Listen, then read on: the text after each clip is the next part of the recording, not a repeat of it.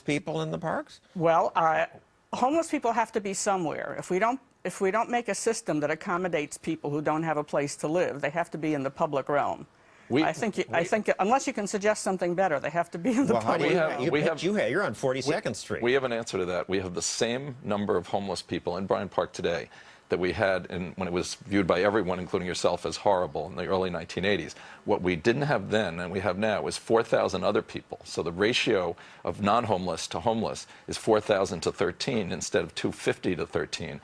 So any female walking into Bryant Park who might have in the past been concerned about her security, now she feels safe. Says, this doesn't look like a homeless hangout to me. The homeless people are welcomed into Bryant Park if they follow the rules, and those same 13 people are there almost every day, and we know their names, and you know, it's nice that you have your pet homeless people. You're worried about that. protests. You're worried about protests. Yes, that's another major thing. When people get mad at their government, they have to be able to take it to the streets or the parks. And that's one of the most, since time immemorial, the purposes of public space. And a lot of this privatization, and it's true of other parks in Boston, and I'm sure here also, was to stop the rallies and the be-ins and all that, 50,000 people wanted stuff. to protest Bush in Central Park, and we're not allowed. We're not allowed, but they would have killed the grass. What's more important, democratic free speech or the grass? You can replace the grass. Well, you could do both. It would take 2 years. Whatever it would take. It's just we don't have grass. Enough democratic free speech? They can't protest on the street? No, this is the place where they would get their proper publicity, where they would get their legitimacy. But it was government that said no to them, not corporations. Well, it's the kind of government that is now giving their places over to corporations. That's what the real problem is. What we have to do is fix the government, because we're ending up with a two-tiered Good luck with that. Dan, I'll system. give you the last word. Quick word on events and free speech. The Parks Department writes the permits, so they're the final You don't decider. write them, the government writes Parks Department does, and will always be the case. And anytime it's a politician who wants to demonstrate, we've had obnoxious people on both sides. We had a racist preacher. We had a gay pride demonstration where the language was horrible. Both were permitted because under the First Amendment, we're the agent of the city, and we have to let it be. So we do not abridge any speech in Bryant Park or any park I'm involved in. Thank you, Dan Biederman. Thank you, Shirley Kressel. I wish I could say good luck to both of you, but I can only say good luck to him. Up next, how can I convince the public that private ownership and management is a good thing? And Shirley, too.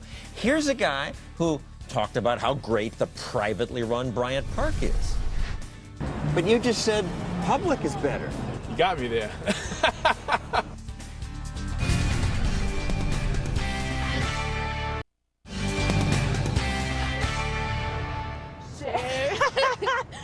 Sharing is caring. It can be fun. Isn't that sweet? And it reminds me, I'd like to wish you Happy Starvation Day. Well, that is what Thanksgiving would be called if the Pilgrims had kept to the communal property rules they started with. When they first settled at Plymouth, they were told, share everything. Share the work. You'll share the harvest. The colony's contract said that it was to be a common. Settlers were to receive their necessaries out of the common stock. There was to be no individual property. The labor of the colony was to be organized according to the different capabilities of the settlers. Sounds like Karl Marx. From each according to his ability, to each according to his need. And that sounds fair. They nearly starved. It's the tragedy of the commons. When people can get the same stuff by working less, they will. Plymouth settlers faked illness rather than work the common property. The harvest was meager, and for 2 years there was famine. But then they dropped the commons idea. The colony's governor, William Bradford, wrote, they should set corn, every man for his own particular, assign to every family a parcel of land. The results were dramatic. This has had very good success. It made all hands very industrious. Much more corn was planted. Instead of famine, plenty. Thanks to private property, they got food. And we have food. Happy Thanksgiving. Be thankful.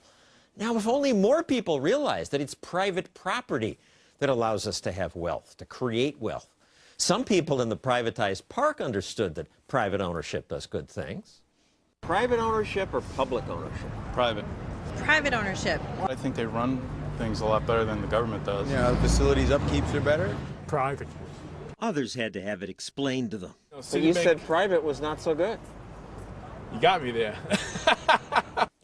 The private managers delivered when government didn't. What private property does, as the Pilgrims discovered, is connect effort to reward. That creates an incentive for people to care much more and protect things.